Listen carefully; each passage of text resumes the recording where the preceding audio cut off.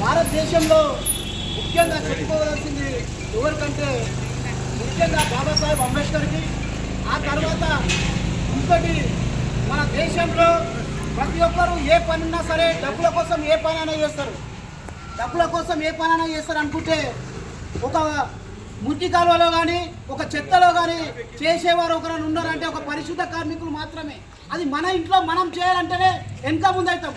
అలాంటిది మన చుట్టాల ఇంట్లోనో కానీ మన పక్కల ఇంట్లో మన దోస్తుల ఇంట్లోనో కానీ ఒక చెత్త కార్యక్రమం చేయాలంటే ఒక్కరు కూడా చెత్త పని చేయలేరు.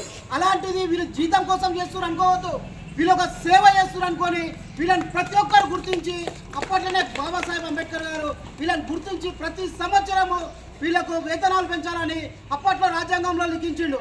కానీ ఇప్పటి వరకు కూడా ఆ ఒక అమలు ఇప్పటివరకు ఏ ప్రభుత్వం చేయలేదు. గతంలో మందకృష్ణమాదిగ అన్నగారు కూడా ఈ యొక్క పరిశుద్ధ కార్మికుల కొరకు చాలా పెద్ద ఎత్తున ఒక సబ్జెక్ట్ తీసుకోవడం జరిగింది. ప్రతి సంవత్సరం రాజ్యాంగంలో పొందుపరిచినటువంటి విధంగానే వీళ్ళకు ప్రతి సంవత్సరము గవర్నమెంట్ పోషించాలి. కానీ ఇప్పుడు ప్రభుత్వాలు ఏం చేస్తున్నాయి, ప్రైవేట్ చేస్తున్నాయి. అవి ప్రైవేట్ చేయలేవద్దు.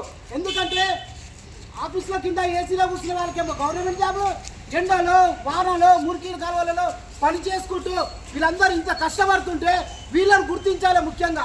కానీ అలాంటి గుర్తించకుండా ప్రభుత్వాలు ఏం చేస్తున్నాయి, వీళ్ళకి ప్రైవేట్ చేసి వీళ్ళకి ప్రైవేట్ చేయలే వద్దు. రూల్స్ ప్రకారం బాబాసాహెబ్ అంబేద్కర్ రాసినటువంటి రాజ్యాంగంలో ఆర్టికల్ 38లో చూడండి.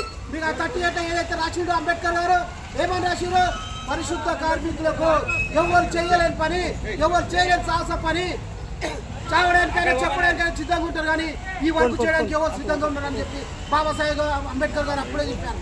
కాబట్టి మనం కూడా గుర్తించి ఇది ప్రభుత్వం వరకు తీసుకెళ్ళి ఎలాగైనా సరే బీజేపీ ప్రభుత్వం కానీ నరేంద్ర మోడీ సెంటర్లో ఉన్నాడు కాబట్టి ప్రతి ఒక్కరు ఈ యొక్క కార్యక్రమాన్ని తీసుకొని మున్సిపల్ కార్మికులకు ప్రతి ఒక్క మున్సిపల్ కార్మికులకు గవర్నమెంట్, ఎందుకంటే రేపు రోగాలు వచ్చేయమని అయితే ఎవరు బాధపడాలి, వాళ్ళ ఇంటికి వాళ్ళు బాధపడాలి తప్ప వేరే ఎవరు కాదు. కాబట్టి అది గుర్తుపెట్టుకొని వీళ్ళకు గవర్నమెంట్ హోదా కల్పించి వీళ్ళకి డబుల్ బెడ్రూమ్ ఇవన్నీ వేయాలని మనస్ఫూర్తిగా కోరుకుంటూ ఈ యొక్క అవకాశం ఇచ్చిన బస్సు పెద్దలకు ధన్యవాదాలు చెప్తూ థ్యాంక్ యూ సో మచ్.